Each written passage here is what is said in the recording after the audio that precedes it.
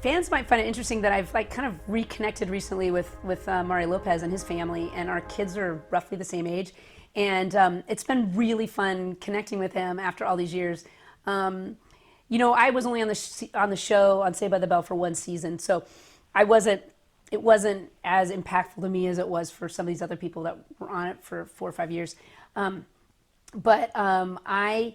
was at UCLA. I was a college student. I was a history major. I was doing an independent study on the history of children's television to get units while I was going to school. So I was at a little bit of a different place than the kids on the show. I was a couple years older than they are. I am a couple years older than them. And so I was in a little bit of a different place. But, I was very fascinated by the producing of that. I remember looking around and saying, Peter Engel, he's the one that's making the money on this show. He's the producer. He's the guy you want to be. You want to be the guy that says, he stays in the picture like the Robert, what's his name that did that? The kid stays in the picture? Robert Evans, You want to be the guy that says, and I had my moment where I'm like, no, Peter Engel is the one you want to be. You don't want to be waiting to be chosen. That's the part about acting I hate, is you sit around, it's so passive, and you have to wait to be chosen. I really don't like that. I'm too aggressive, I guess, or too hyperactive, or whatever you want to say. That part I really didn't like about acting, and I like being much more proactive about material and working, and I enjoy shooting a lot, and I enjoy working. And acting, it's just, there's so much downtime in between jobs, even when you're busy working. And that's kind of the problem with directing features too, is like there's a lot of downtime in between, and the web and doing like brand films and content like I do, and I do photography and video, and I'm directing every day, I'm shooting every day. I love it. I love to be busy.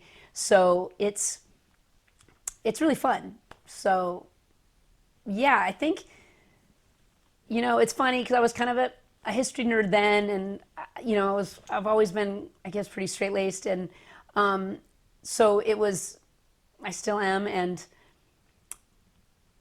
I don't know, it's weird. I just feel like I didn't really want to talk about any of this for years, and I've only recently been embracing it and making my peace with it. And there's a Saved by the Bell pop-up in Los Angeles right now, and I've been having some fun with that and with those guys over there, and reconnecting with Mario, and just having fun. It was a weird time in my life, and I thought, oh my gosh, I'm never going to escape this. Like, you were Tori from Saved by the Bell, but I think I have now. Like, I think the fans have moved on, and so it's just fun. You don't want to be defined by any one phase. And for so long, people are like, oh, you left Hollywood, or because you didn't get hired, or you couldn't make it in acting. And I'm like, it's like you leave television and they think that you've died, you've ceased to exist. And I'm like, oh my gosh, the real things I'm the most proud of in my life have happened after I got out of acting. That's when I produced movies. That's when I started a nonprofit and worked with Latino immigrant kids and taught photography. And that's when I,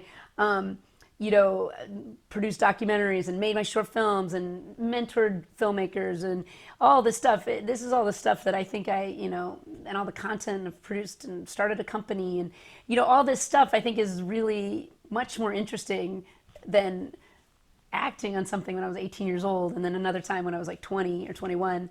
But it's interesting, it's like in the psyche today, if you're not on a screen, you don't exist. And so it's a weird time, and so, but I really do enjoy what I'm doing. So I wish you all the best of luck with this film. I know it's very difficult to make a documentary, and best of luck.